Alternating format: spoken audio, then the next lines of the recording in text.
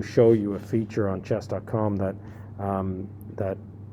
will help you improve in your game. So from your home screen here, your profile, you go into your own home profile, you can find your games, and this pops up at the end of every game as well. You get an opportunity to analyze your game. It's always a very good idea to do that, especially with games that you lost. You can see I've analyzed some of these as well. It gives you an accuracy score. The accuracy score, for more information on that, look at some of chess.com's videos. So what I'm going to do here is I'm going to take a look at this game here.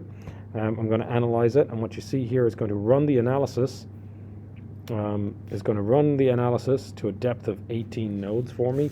You can change that to a higher depth in your analysis tab right over here. So if you want a deeper analysis, you can absolutely do that.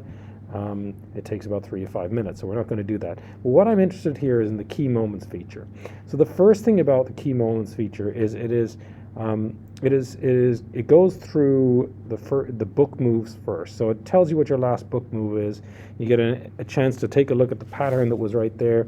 This is for me, this is the last book move. So how good is my King's Indian, right? I guess I can get 6 moves into it. Great. Okay. All right.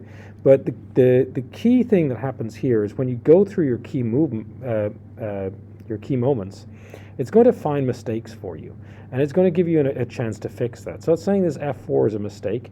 I got a chance to retry it. I'm not entirely sure what the move is for that. Maybe I push the pawn up here. Maybe not. I'm not entirely sure. That one, there's an inaccuracy. So you can keep retrying it as many times as you like. So I'm going to throw a few moves out there without really thinking about it. And that's obviously a blunder. So you can see a bunch of different moves and what the accuracy of those moves are. You can also use the hints. You see that right here. I find the best move from using a hint. I'm not necessarily choosing the best move function, but I'm using the hint to find it. So that's going to make a difference later on. We'll see.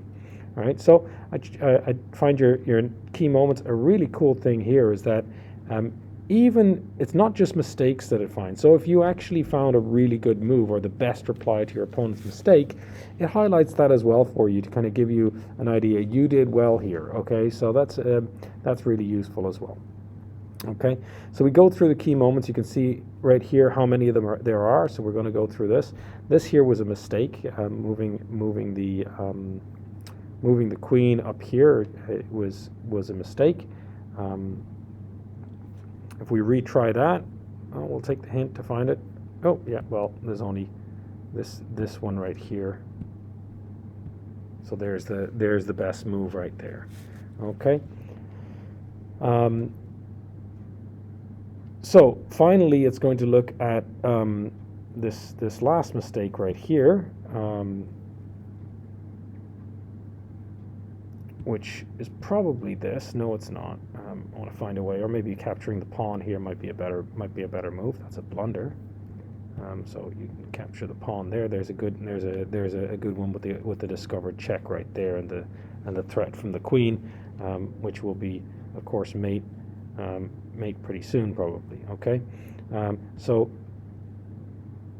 there's a blunder right there. That was the game losing blunder from a winning position. Okay, possibly something more like this was a better move, and this is clearly winning right in this position. Somehow or other I lost this game. No big deal. It was a blitz. And then you get to your game summary. Now here's the cool thing about the game summary. See what it just did? It shows me my accuracy against my opponent, and you can see here my accuracy was a lot better even though I lost. Right? They're still, neither of them were very good, but based on retries, it's adjusting my accuracy. So it's giving me an idea of how much I improved when I thought more about my moves. Now I used a bunch of hints there, but that's not a big deal. Use this without hints. Try to actually learn from your mistakes, right? And you can even go back and you can do it again if you wish, right? So this is a really cool feature, and I really do encourage you guys to try this out at the end of your games.